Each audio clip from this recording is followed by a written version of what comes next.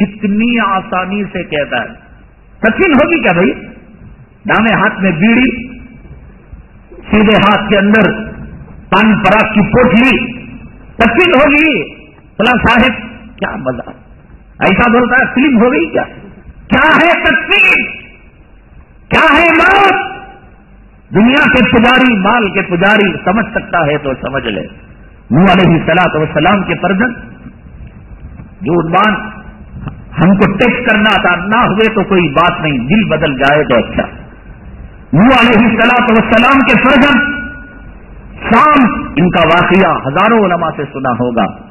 99 سال کے بعد ایک پیغمبر گئے اور ان سے درخواست کی گئی یہاں اس مردے کو زندہ کریں.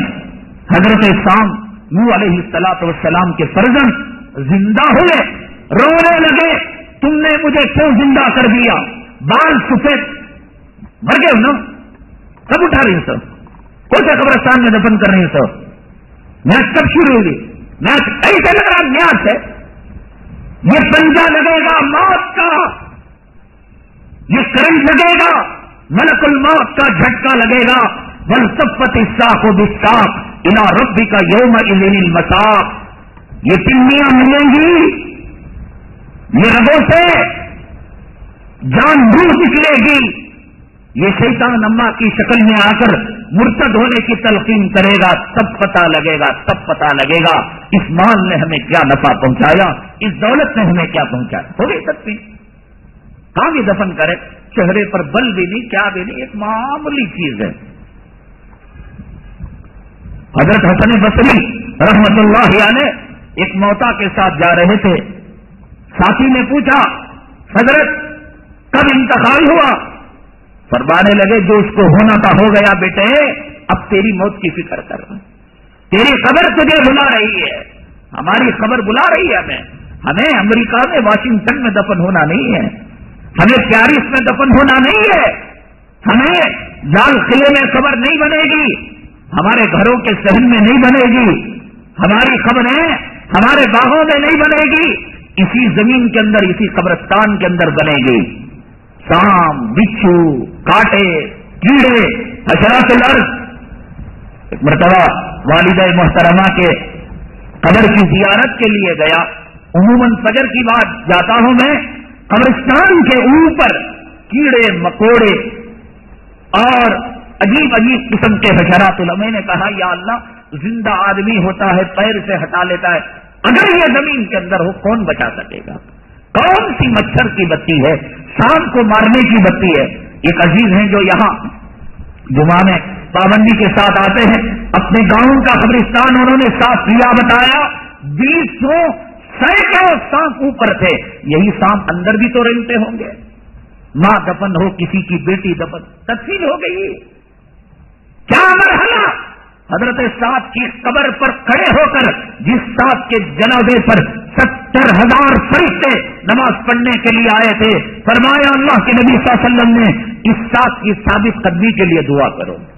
جس کو نبی نے نماز جنازہ پڑھائی، صحابہ نے کہا اللہم اغفر لحینا، میں نے دفن کر ڈالے. کیا دیکھتی ہے، گزر گیا. وہ بال سفید ہو چکے تھے سام کے. پیغمبر نے، حواریوں نے پوچھا سام جب مرے تھے تو بال سیاہ تھے اور یہ کیسے سفید ہو گئے؟ فرمانے لگے کسی نے عالم برزخ میں اطلاع دے دی کہ اسرافیل اب سور اٹھانے والے ہیں، ایک پنگی ابھی بجانے والے ہیں، یہ سور پھونکیں گے قیامت. اس تصور سے میرے سر کے بال سفید ہو گئے. اللہ کے نبی صلی اللہ علیہ وسلم ابو بکر صدیق رضی اللہ تعالیٰ عنہ سے عمر میں چھوٹے تھے، مرتبہ تو اونچا تھا، عمر چھوٹی تھی. حضرت ابو بکر صدیق سے حضرت ابو بکر صدیق رضی اللہ تعالیٰ عنہ کے بال کالے، آقا کے بالوں میں سفیدی، چاندنی کی چاند کی چاندنی اور چمک آ چکی تھی. پوچھا اللہ کے حبیب پاک صلی اللہ علیہ وسلم عمر تو میری بڑی ہے، مرتبہ اگر کہ آپ کا بڑا ہے، یہ بال کیسے، داڑھی کے اندر چاندنی کیسی، چاند کی روشنی کیسی؟ فرمایا شیبتنی سورۃ الہود، سورہ ہود نے مجھے بوڑھا کر دیا. اگر یہ ہود تمہیں بوڑھا نہ کرے، یہ قیامت اور موت کے تذکرے بوڑھا نہ کرے، لکھ کر رکھ لو، تمہاری جوڑو تمہیں بوڑھا کر دے گی، تمہاری اولاد تمہیں بوڑھا تو ہونا ہے، جورو کے ہاتھوں ہونا، اولاد کے ہاتھوں ہونا، دنیا کے کتوں کے ہاتھوں ہونا، سیاست دانوں کے ہاتھوں ہونا، یا سورہ ہود اور قیامت کے تذکروں سے ہونا، یہ آپ کی مرضی. ہونا تو ہے، مشغول تو ہونا ہے، ٹائم لگانا ہے. دین میں ٹائم لگا لو، آخرت کی اور دنیا کی ذمہ داری اللہ لے لیں گے. دنیا میں ٹائم لگاؤ، اللہ تمہیں مجھے دنیا کے حوالے کر دیں گے. کہا کہ صرف اس کے تذکرے رونے لگے. فرمایا کیوں روتے ہو؟ کہا اے پیغمبر، ایک مرتبہ موت جو آئی تھی، اللہ کی قسم 99 سال ہو گئے، اس موت کی سختی کو میں آج بھی نہیں بھولا. وہ موت کی سختی میرے جسم سے آج بھی نہیں نکلی ہے. مر رہا تب دفن کر رہی ہو، کتنا آسان ہے کہنا. اور جب مرتے ہو 99 سال کے بعد جس نے موت کی سختی کو نہ بلایا ہو، اسرافیل علیہ الصلوۃ والسلام کے تصور سے جس کے بال سفید ہو چکے ہو، جس ساتھ کی مزار مبارک کے پاس کھڑے ہو کر اللہ کے نبی صلی اللہ علیہ وسلم کہہ رہے ہو یہ وہ سعد ہیں جن کی نماز جنازہ میں 70,000 فرشتے آئے تھے، یہ وہ سعد ہیں جس کو نبی نے نماز جنازہ پڑھائی تھی، یہ وہ سعد ہیں جس کو صحابہ نے آمین کہا تھا، یہ وہ سعد ہیں صحابہ نے جن کے لیے قبر کھودی تھی، یہ وہ سعد ہیں جن کے کفن کو نبی نے ہاتھ لگایا تھا، یہ وہ سعد ہیں جن کو صحابہ نے قبر کے اندر اتارا تھا. ہمیں داڑھی منڈا اتارا تھا. سورہ فاتحہ اعوذ باللہ بسم اللہ پڑھنے نہیں آتا، ڈھیلے دے رہا. پیشاب کا پانی میرے خیال میں وہ ڈھیلوں کی نحوست سے عذاب آ جائے گا. دوسرے کیڑے مکوڑے آ جائیں گے اس ڈھیلے کو چاٹنے کی نیت سے. منحوس، بے نمازی، داڑھی مڈے، رشوت خور، سود خور، حرام خور، ان کے شیطان کی نسل سے ہم جو ہے قبر کے اندر جا رہے ہیں آخری منزل میں. جو جس کی جنازہ نبی نے پڑھائی، صحابہ نے آمین کہا، نہ صحابہ نے قبر میں اتارا، دفن کرنے کے بعد نبی کی آنکھوں میں آنسو، فرمایا کہ اس کے لیے ثابت قدمی کی دعا کرو. کہا کہ کیوں؟ کہا میں نبی کی آنکھوں میں دیکھا 7 کی پسلیاں ایسی مل گئی جیسے تمہارے آپس کی انگلیاں مل جاتی ہیں. نبی نے نماز جرا، صحابی تھے رضی اللہ عنہ، مر گئے، دفن ہوگا. کب کریں سے دفن؟ کوئی ڈر ہی نہیں ہے. پولیس کے وارنٹ کا اور حکومت کے چیلنج کا جو ڈر ہے وہ ڈر نہیں ہے، وہ آئے گا نا. حضرت عمیر بن ابی وقاص رضی اللہ تعالیٰ عنہ کا جذبہ، اس کا واقعہ آپ نے سنا. 16 سال کی عمر میں جام شہادت پیش کرنے کے لیے چلے گئے. حضرت حارثہ بن سراقہ، یہ آئے گا نا، یہ سب چیزیں پیدا ہوں گی. نہ سفر کا مہینہ، نہ محرم کا مہینہ، نہ ملٹری، نہ امریکہ، نہ برطانیہ. خدا سے ڈرنا چھوڑ دیا، دنیا کی ہر چیز ہمیں ڈرانے لگی. خدا سے ڈرو، ہر چیز کے سامنے سینہ چوڑا کر کر کہو گے ٹھوک کر رضیت باللہ ربا وبالاسلام دینا وبمحمد صلی اللہ علیہ وسلم نبی و رسولا. ہاں ہاں ہاں ہاں، میں اسلام سے راضی ہو چکا ہوں، اللہ کو رب مان کر راضی ہو چکا ہوں، اسلام کو دین مان چکا ہوں، محمد صلی اللہ علیہ وسلم کو نبی مان چکا ہوں. ایک مرتبہ نہیں 70 مرتبہ جان نکال لے، جان تو جا سکتی ہے، دین کا دامن نہیں چھوڑا جا سکتا. یہ محبت اگر پیدا ہوگی، یہ جذبہ کہاں پیدا ہوگا؟ ہماری خانقاہوں میں، ہمارے مسلکوں میں. تو مسلک کے اتنے دیوانے ہیں. ہمارا جو پروگرام ہوا نا 25 دسمبر کو، اس کے 2-1 دن پہلے بنگلور کے اخباروں کے اندر ایک اعلان آیا ایک امیر صاحب کا کہ اگر تمہارے مدرسے میں اور تمہاری مسجد میں بور ویل کھدانا ہے تو شروع سے آخر تک، یعنی کھدائی کا خرچہ، پمپ کا خرچہ، پلمبر کا خرچہ، ٹینک کا خرچہ، شرط کیا ہے؟ تبلیغی ہونا.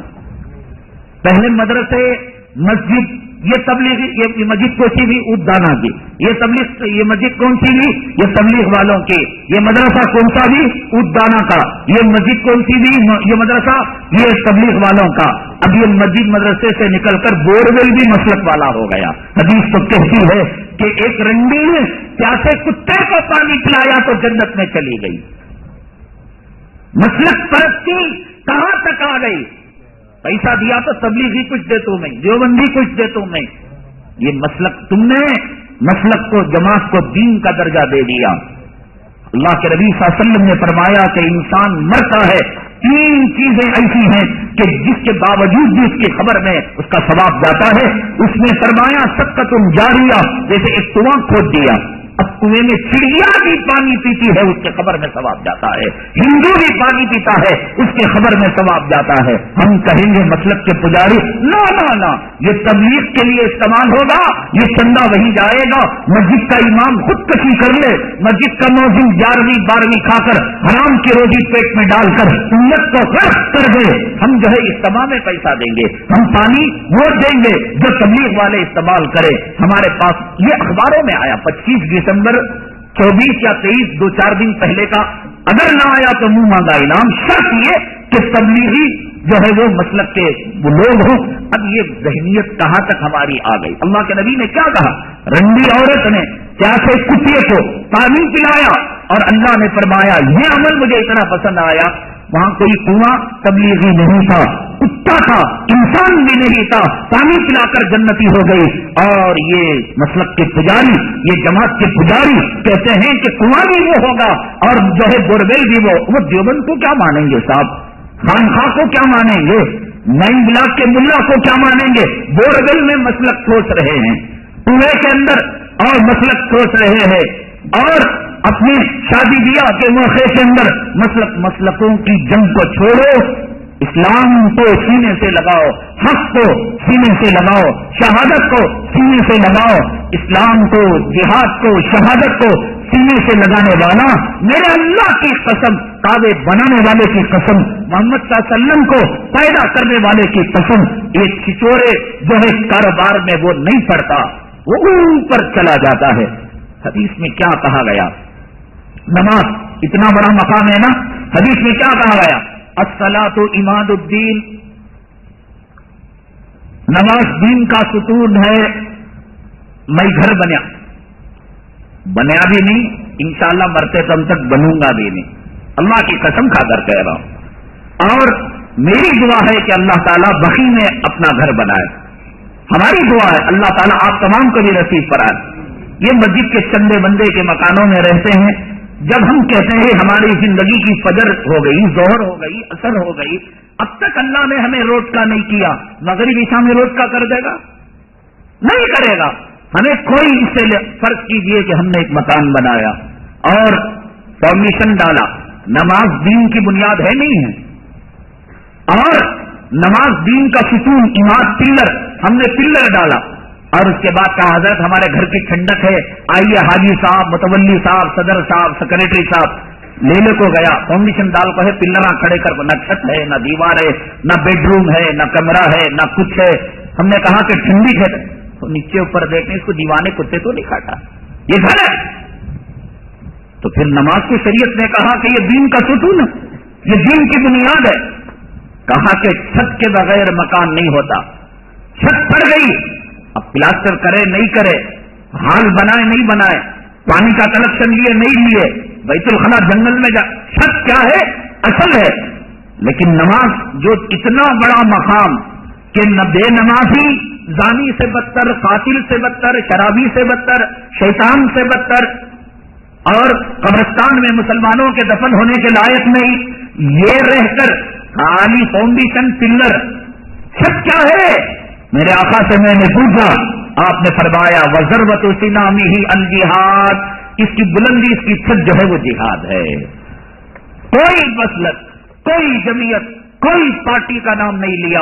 نماز بھی رکھ لو، پلر بھی رکھ لو، مضبوط فاؤنڈیشن بھی بنا دو، ایک سونے اور ایک چاندی کا پتھر رکھ کر آپ جو ہے اس کی بنیاد اور اس کا فاؤنڈیشن بنا دو، آپ کا گھر مکمل نہیں ہوتا جب تک کہ چھت نہیں. میرے آقا نے فرمایا اس اسلام کے عمارت کی چھت کیا ہے؟ وَذَرْوَةُ سِنَامِهِ الْجِهَادُ، اونٹ کے اندر جو اوپر یوں ٹائپ پہاڑ کے ٹائپ کا ایک ابھرا ہوا ہڈی آتی ہے، حصہ ہوتا ہے، اس کو کوہان کہتے ہیں. یہ اونٹ کا سب سے اوپری حصہ ہے، منڈی بھی نیچے، پیر بھی نیچے، دل بھی نیچے، دھڑ بھی نیچے، یہ سب سے اوپر والی چیز ہے.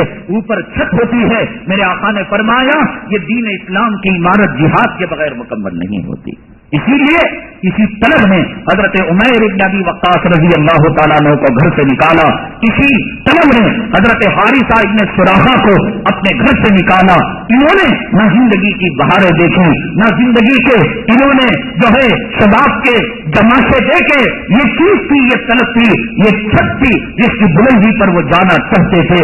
عنوانات باقی رہ گئے. ان میں سب سے اہم ترین عنوان یہ ہے کہ بھئی ہم جو ہے آپ اتنا چیخ رہے ہیں یا اپنی زبان میں کہے بمبڑی مار رہے ہیں، جہاد یاد یاد شہادت. میرے اللہ کے حبیب پاک صلی اللہ علیہ وسلم نے قاسم نانوتوی اگر کہتے، اشرف علی تھانوی کہتے، احمد رضا خان کہتے، ابو العلا مودودی کہتے، ہم کہتے بھائی رکھو تم اپنے قول کو اپنے پٹھارے میں.